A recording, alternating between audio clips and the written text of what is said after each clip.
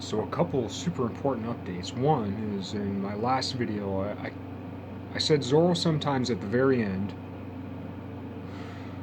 when I meant the Lone Ranger. When I'm talking about Tonto and Zoro, I meant Lone Ranger in Zoro. But when I talked about Tonto going across the border, I was talking about Zoro. And then there's Zoroaster and so on. Nobody's gonna get this shit. Somebody's gonna get it. That's all that matters, man.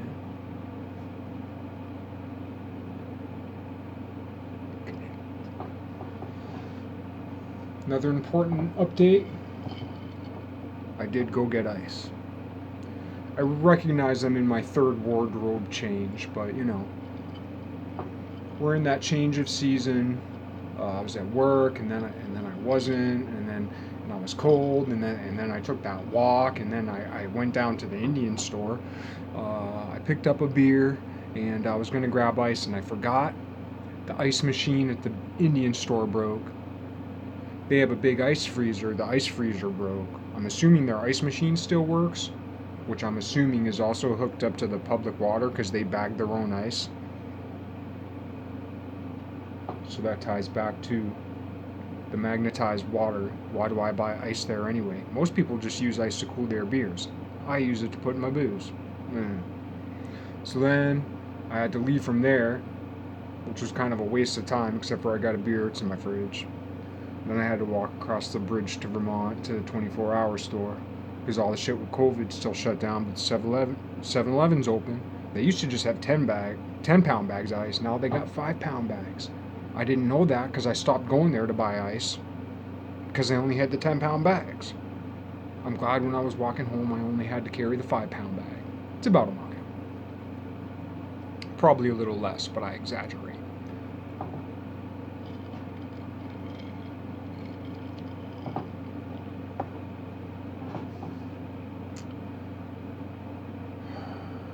Okay, another important update.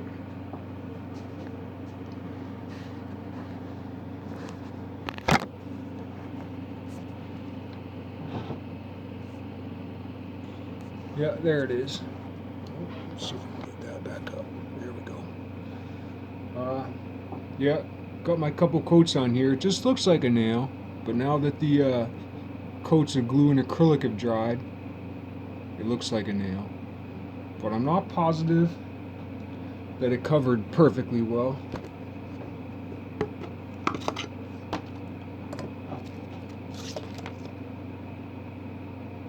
So I'm going to put one more coat of acrylic on it before I put my first round of wire.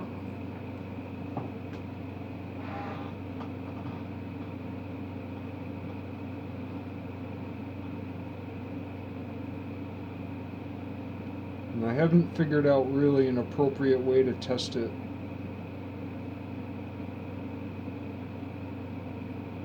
So I'm vying for better safe than sorry. But I know most of the time when you paint shit, 3 coats does the job. And this should suffice. Should doesn't mean it will.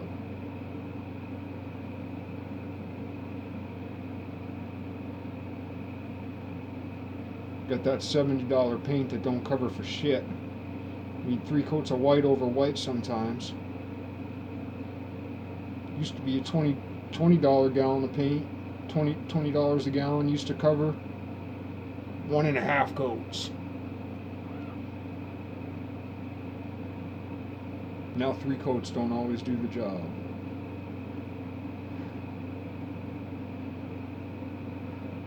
Sure, we got it good up here, all the way up, all the way at the head.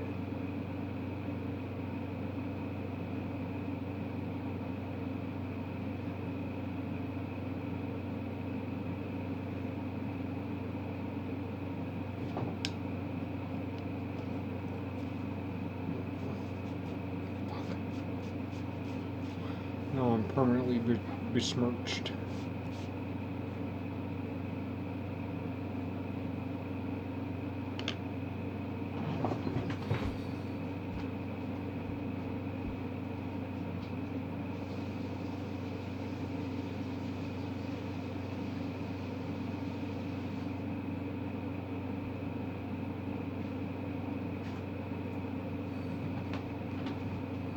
might help. I don't know. It's kind of my favorite sweatshirt.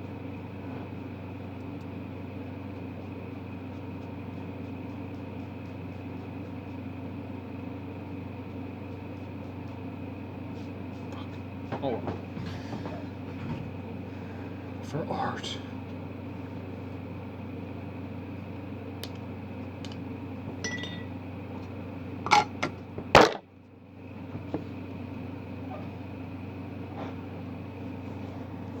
And then, yeah, there was a lot I messed up on my last video. And a lot I didn't get to, but the whole deal I was trying to get to with the disputation and the School of Athens is that Raphael associates himself with Zoroaster and India, among other things. But he's commonly known as associating himself with Zoroaster, though he's standing closer to an Indian.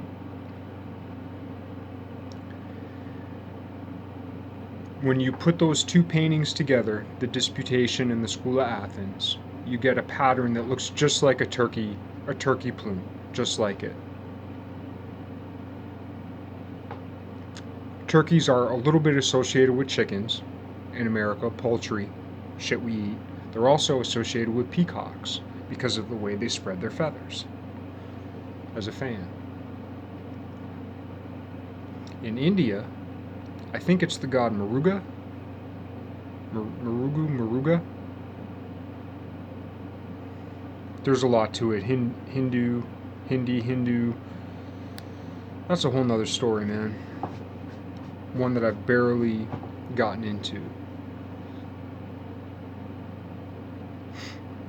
But anyway, that god is associated with both because that god turned, quote unquote, I mean, I'm really butchering this story, turned into a cock and a peacock. What's halfway between a cock and a peacock? A turkey.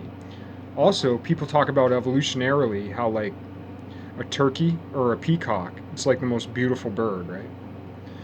And in one sense it's kind of heralded, in another sense it's kind of laughed at as being like such a beautiful bird and so like useless as a dude, and like isn't very tough, but it shows how cunning or how great it is by being so beautiful that it can protect itself from enemies while still being so beautiful. Yet, what do we eat? I mean, chickens, wild chickens in the jungle are beautiful. Turkeys really are beautiful when you see them in the right light. Other times they look ugly, foul. But people don't eat peacocks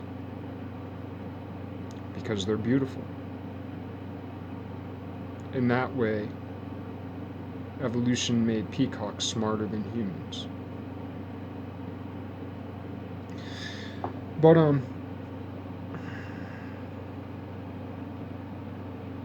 Turkey wasn't called Turkey until like the 1800s. And Raphael made a painting associating himself with Turkey. Well, he's standing next to an Indian, but also next to Zoroaster, who's from, well, quote unquote, Iran. That's what they say. But maybe he really was from Turkey. Never mind the symbol of Zarathustra, which is a bearded man, bearded like a turkey, with big old wings stretching out. A big beard with big old beautiful wings is a fucking turkey. And it's called, these days in America, Iran. And what do turkeys do? Creep up on a turkey. What do? They run. Just like Harriet Tubman. What am I saying? I'm saying Raphael prophesized a lot of shit. But that's the clincher. And here's the even bigger clincher. In Turkey, what's the name?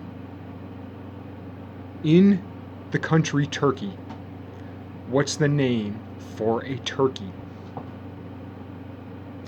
Hindi, which means India.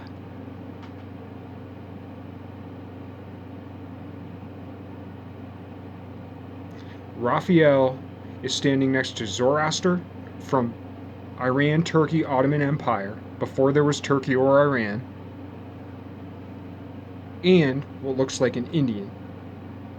The three Magi. Magi, a Persian word, Persia, Ottoman Empire.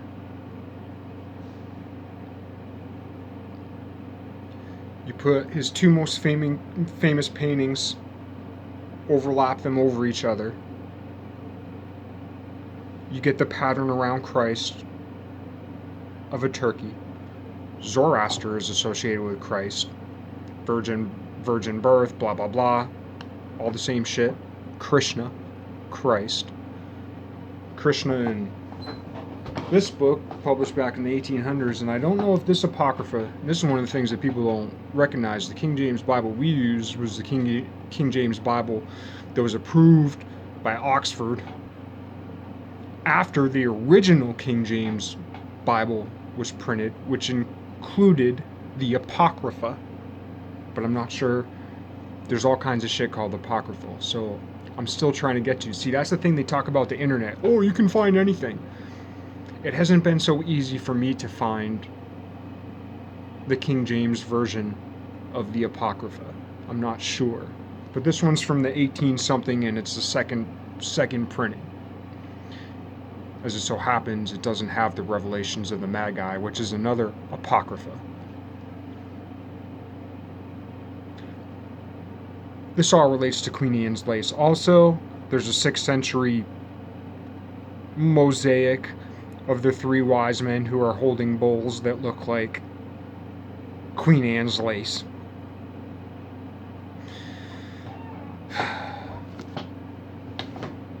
Anyway, okay, that's enough on that. I hope I'm connecting some dots. I hope if I repeat it enough. Right? I'm not just trying to repeat it to make it real, but I've spent a lot of time on this.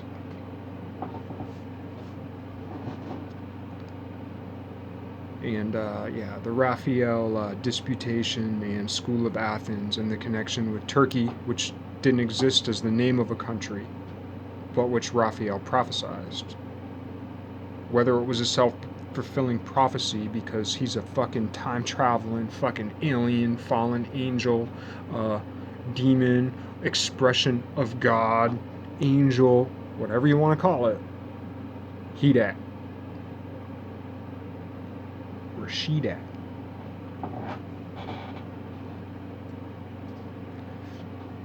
So I was talking about this before. So I had 4 of them because we're talking about a tetrahedron. They're all cut the same way.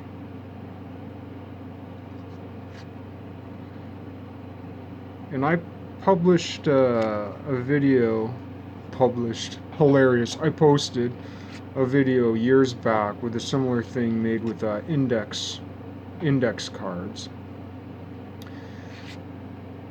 Though I didn't talk a lot about like coming to it. And it took me years of thinking about this object. Well, maybe only a few years, but still years. Thinking about this object before the day when it collapsed in my mind and I was like, oh. Also, by the way, today, something happened today which definitively tied today with a day back in the summer/fall, well, spring through fall. I can't remember what part of that season, but it was in that season of either 2011 or 2012, and I remember because of the job I was working at, and I remember because of other things that were happening in my life at the same time.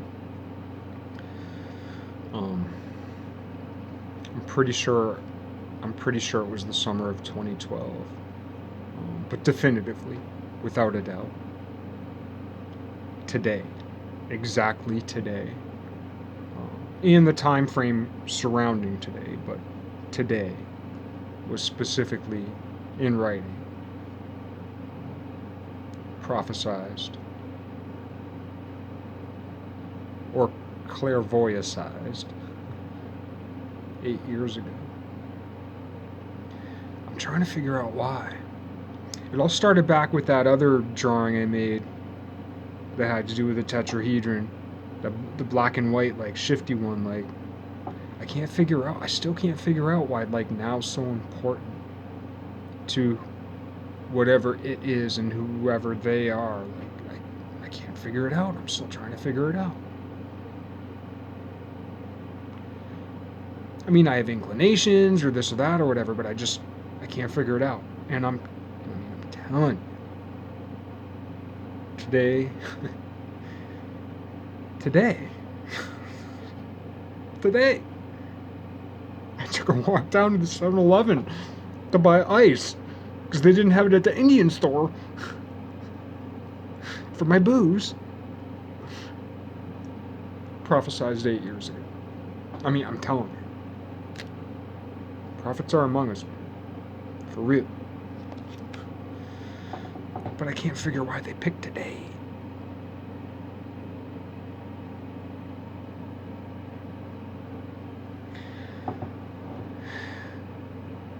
Maybe we'll find out together.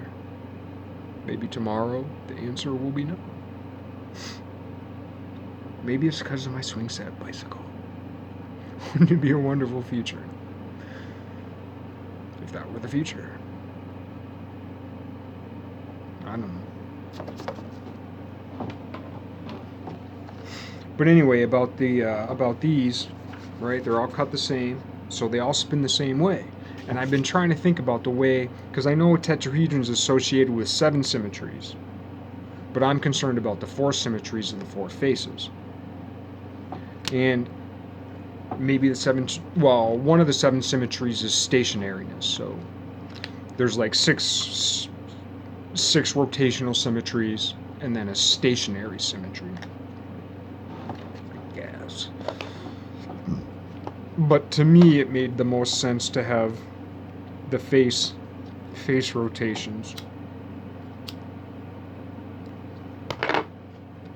And to me, it's an incredibly difficult geometrical problem trying to figure out, especially considering these aren't the diameter of the sphere that these objects exist in.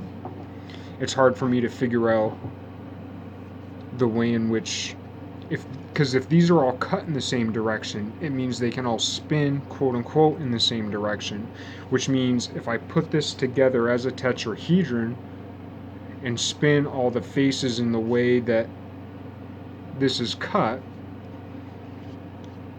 then that will describe the way a tetrahedron rotates within a sphere so far as these 4 faces are concerned. And it's not only just if I can figure out how to do that and represent it, but it's if I can figure out how to figure out that.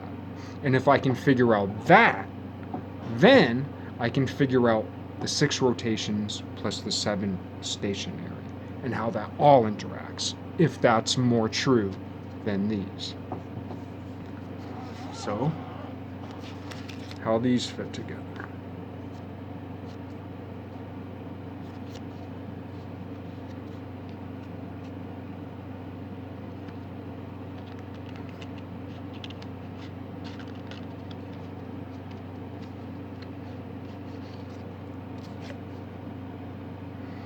It ain't easy.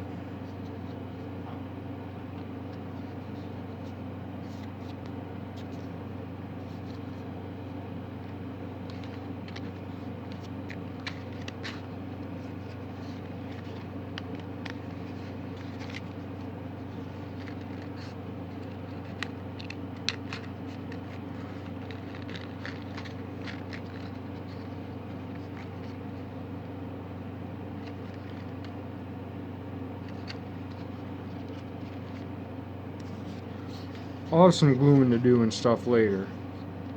This ain't the be-all, end-all. Like I said, I mean, this is essentially the culmination of 5 years worth of work, and it's for the simplest objects. I didn't read this in a book, I figured it out.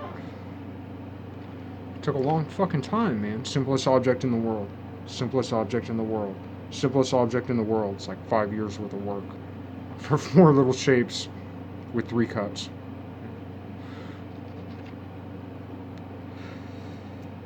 I show myself smoking because I smoke.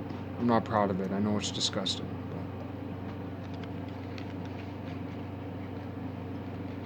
But It's a little bit hard to get the shapes to fit, but it actually, when I made it with paper, it was actually harder. For some reason this works better, but it might just be because it's a bigger shape. I don't know.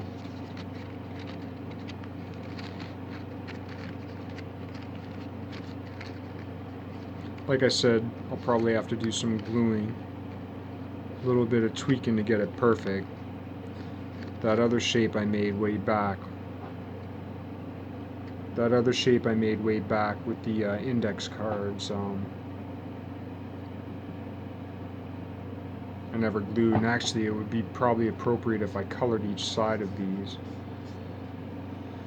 So these colored sides, which were the old full finish things when I used to make full finish samples, these were samples I made for a job I never got from a really interesting dude. That's a whole nother story. But